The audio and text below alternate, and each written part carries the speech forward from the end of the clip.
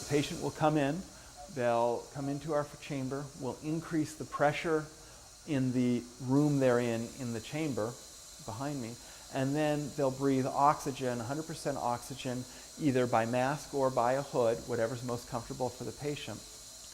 And this will allow oxygen to dissolve in the plasma. This process is called hyperbaric oxygen therapy, more commonly known as a way to treat decompression illness after diving.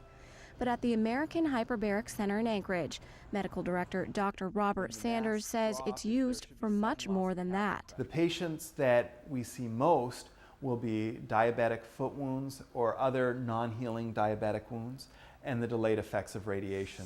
During a session in the oxygen chamber, what the team refers to as a dive, the patient's oxygen levels are usually equivalent to a dive depth of 45 to 60 feet.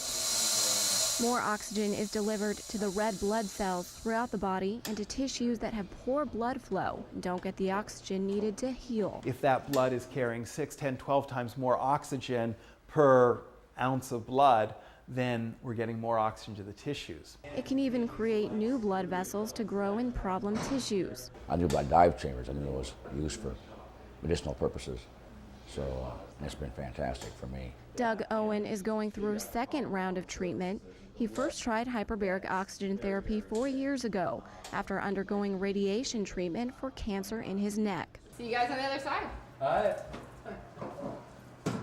Now he's back for 22-hour sessions prior to upcoming surgery related to the radiation.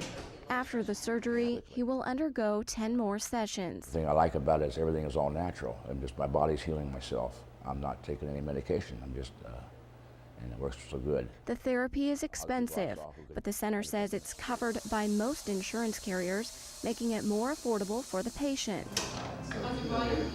And like many medical treatments, there are risks to weigh before stepping into the chamber.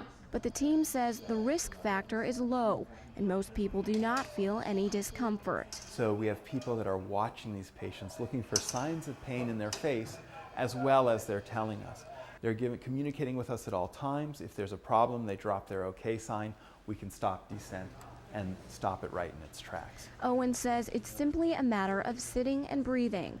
A small price to pay when you factor in the benefits. So there's no side effects. Actually, I feel better. I have more energy. I sleep really good at night. Those are two benefits I get that I didn't even realize. An all-around process of self-healing. Abby Hancock, Channel 2 News.